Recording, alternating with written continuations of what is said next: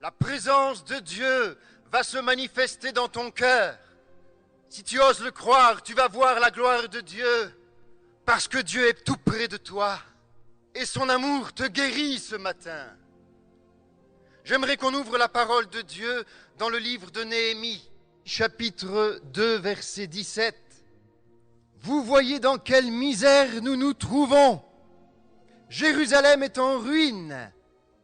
Ses portes ont été incendiées. Allons, rebâtissons la muraille de Jérusalem afin de mettre un terme à cette situation humiliante. Le livre de Néhémie, vous le connaissez, c'est la reconstruction des murailles. Et Dieu a mis un fardeau sur le cœur de Néhémie. Ce fardeau est celui de rebâtir la muraille de Jérusalem. Les portes étaient consumées par le feu. Il y a quelque chose d'extraordinaire. C'est que la muraille de Jérusalem avait 11 portes. La restauration de chacune de ces portes représente pour nous aujourd'hui un domaine de notre vie que Dieu veut restaurer. Dieu veut restaurer ta vie ce matin. Dieu veut restaurer les portes de ton cœur. Il y avait 11 portes dans la muraille de Jérusalem qui entouraient la ville. Et il y a des portes dans ton cœur que Dieu va réparer et que Dieu va restaurer ce matin. Commençons par la première porte. La première qu'ils ont commencé à rebâtir, la porte des brebis. Jésus a dit dans l'évangile de Jean, chapitre 10 et au verset 7, « Je suis la porte des brebis. » Il n'y a pas de plus grand amour que de donner sa vie. Jésus a donné sa vie pour nous. Jésus a donné sa vie sur la croix. La porte des brebis, c'est la porte de l'amour. Et cette porte, Dieu veut la restaurer dans ton cœur. Combien d'hommes, malheureusement, ont fermé cette porte à bien des personnes? Peut-être dans ta famille, peut-être chez tes parents, peut-être dans ton couple. La porte de l'amour a été fermée, mais ce matin, Dieu veut l'ouvrir. L'amour de Dieu est répandu dans ton cœur par le Saint-Esprit. Être rempli du Saint-Esprit libère la puissance de l'amour de Dieu. N'aimons pas en parole et avec la langue seulement, mais avec action et vérité. C'est l'amour de Dieu qui est répandu sur son peuple. C'est un amour puissant qui nous délivre de la haine, qui nous délivre du rejet. C'est l'amour de Dieu sur la croix du Calvaire. C'est son amour puissant qui a permis que tu sois là ce matin. Et cet amour va te guérir, va te remplir, va te permettre de pardonner. Celui qui aime est patient, il sait attendre. Son cœur est largement ouvert aux autres. Il est serviable, plein de bonté. Il cherche à être constructif. Il se plaît à faire du bien aux autres. Il ne connaît pas la jalousie. Lorsqu'on aime, on ne cherche pas à se faire valoir. L'amour évite de blesser. Aimer, c'est ne pas penser d'abord à soi. C'est ne pas chercher son propre intérêt. C'est ne pas insister sur ses droits. L'amour n'est pas irritable. Il n'est pas susceptible. Quand on aime, on ne médite pas le mal. On ne le soupçonne même pas chez les autres. L'amour couvre tout. Il souffre, il endure, il excuse, il sait passer par-dessus les fautes des autres. Aimer, c'est faire confiance à l'autre, attendre le meilleur de l'autre, c'est espérer sans faiblir, sans jamais abandonner, c'est savoir tout porter, tout surmonter, tout pardonner. Jésus t'a pardonné. Jésus t'aime. Jésus est au milieu de nous par le Saint-Esprit. Et c'est son amour qu'il répand dans ton cœur. Et il n'y a pas de plus belle porte que celle-là. C'est la porte de Jésus-Christ. Jésus est au milieu de nous et son amour touche ton cœur. Tu es aimé d'un amour éternel. Tu es précieux, il t'aime. Il aime ta vie, il aime ta famille, il aime tes enfants, il aime ton couple. Jésus est amour. La deuxième porte qu'ils ont réparée, c'est la porte des poissons. C'est la porte de la foi. Dieu veut la réparer dans ton cœur et dans ta vie. Il veut que tu retrouves cette foi. La foi qui va te permettre de surmonter et de déplacer les montagnes. Le doute doit quitter ton cœur et la foi doit envahir ta vie. Ouvre ton cœur à la parole de Dieu qui donne la foi. Et ferme ton cœur au doute, à l'incrédulité. Trop de doutes dans l'Église. La foi est la porte qui ouvre les miracles et le surnaturel de Dieu. Sans la foi, il est impossible d'être agréable à Dieu. Mais même si ma foi est petite comme une semence, comme un grain de sénévé, cela suffira. Ce n'est pas la grandeur de ma foi, mais c'est ma confiance que je mets dans ce que Dieu dit. La foi, ce n'est pas croire en Dieu, c'est croire Dieu. C'est croire que ce qu'il dit, il va l'accomplir pour ta vie, pour ta maladie, pour ton foyer, parce qu'il est celui qui peut te guérir. La foi, c'est recevoir. La foi, c'est prendre ce que Dieu m'a déjà donné en Jésus-Christ. Une troisième porte dans la muraille qu'ils ont rebâtie et qu'ils ont reconstruit, c'est la vieille porte. Vous savez que la parole de Dieu, c'est le livre le plus vieux du monde. C'est le premier livre qui a été imprimé.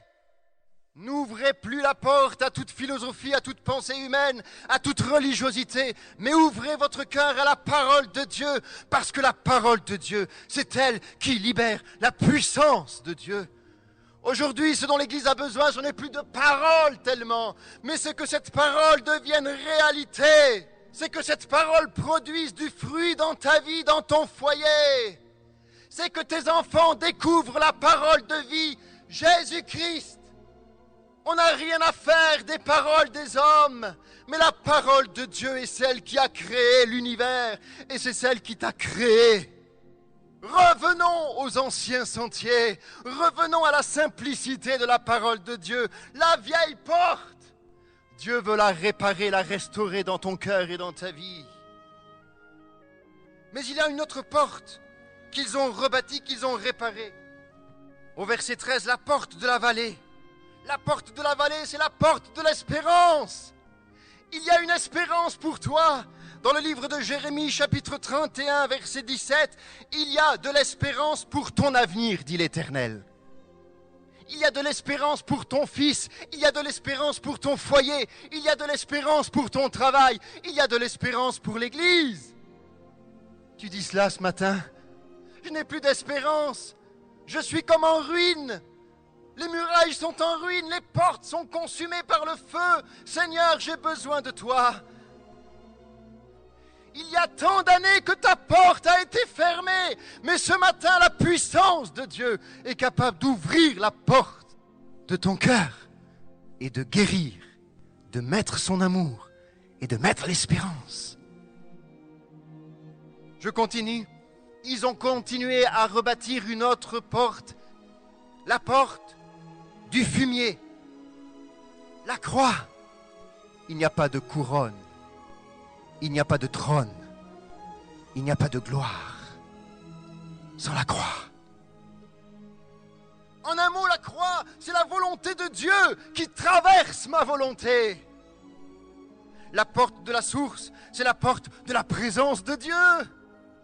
Si vous avez la présence de Dieu, le Saint-Esprit est en vous. Et si vous êtes rempli du Saint-Esprit, vous savez ce que vous devez faire. Une autre porte, c'est la porte de la maison d'Eliashib au verset 20. Eliashib, le souverain sacrificateur. Ce nom veut dire restaurer, guérir. Dieu veut le faire ce matin. Amen. Il veut restaurer ton foyer. Il veut restaurer ta vie familiale, tes enfants. Il va les ramener à la maison. Alléluia. Il va ramener ta fille à la maison. Le Seigneur restaure encore aujourd'hui. Neuvième porte, c'est la porte des chevaux. Au verset 28, ils l'ont réparée, ils l'ont restaurée. Dans la Bible, les chevaux symbolisent la bataille, le combat. Et pour nous, c'est cette porte de l'intercession, de la prière. Dieu veut restaurer cette porte dans ta vie. L'intercession, la prière, le diable a peur, l'ennemi fuit lorsqu'un chrétien se met à genoux et qu'il prie. Continue ma fille, persévère, prie. L'ultime prière va renverser les murs d'incrédulité et d'opposition. Amen. Continue ma sœur, continue mon frère. L'ultime prière va permettre à ton mari de se convertir, à ton fils d'être libéré, à ton foyer de retrouver la paix. Ce matin, je te propose de recevoir une personne, Jésus-Christ. Il va réparer toutes ces portes qui ont été détruites dans ta vie. L'amour, la foi, l'espérance, la guérison, la restauration, la vie. Ta parole a été prêchée, Seigneur. Tu veux restaurer, Seigneur. Le Seigneur veut te faire sortir de ton cachot. Tu es comme enfermé. Mais il a ouvert les portes lorsque Paul et Silas étaient en prison. Toutes les portes de tous les prisonniers se sont ouvertes. Ce matin, il veut changer ta prison en un temple. Reçois la parole de vie. Oh, merci Seigneur de répandre ta parole, ton onction sur chaque personne. Tu es celui qui répare, tu es le réparateur des brèches et tu veux restaurer, réparer chacune de ces portes dans chaque vie et dans l'Église. Ce matin, Seigneur, nous voulons dire, je me lève, je veux me lever, je veux ouvrir mon cœur, répare ce qui doit être réparé. Seigneur, je veux fermer mon cœur au mal, à la haine, au rejet. Je veux ouvrir mon cœur, Seigneur, à ta parole. Je me lève, je veux cette vie, je veux cet amour, je veux cette libération, je veux cette guérison. Je veux ouvrir les portes de mon cœur, je te donne toutes les clés.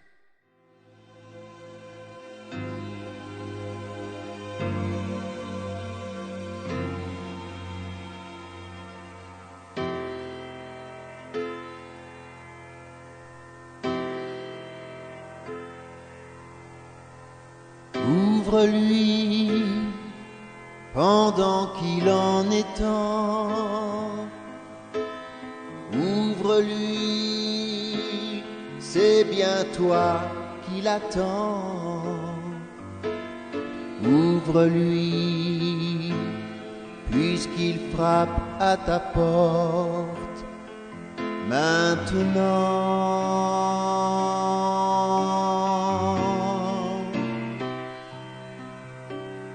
Ouvre-lui, ça fait longtemps déjà qu'il attend ces moments-là. Ouvre-lui, il ne force jamais une porte fermée. Ouvre-lui si tu entends sa voix qui te dit aujourd'hui réponds-moi, je t'appelle depuis si longtemps, mon enfant.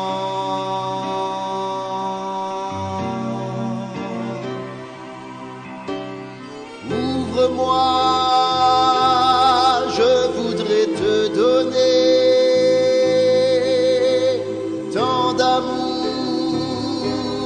et tant de joie, ce bonheur que depuis tant d'années tu cherches loin de moi.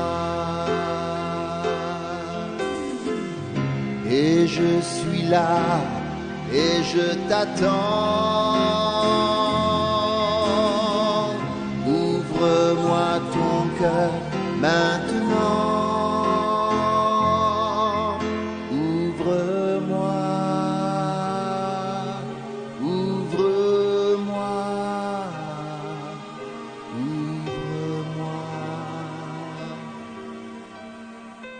Ouvre-lui, puisqu'il est encore là.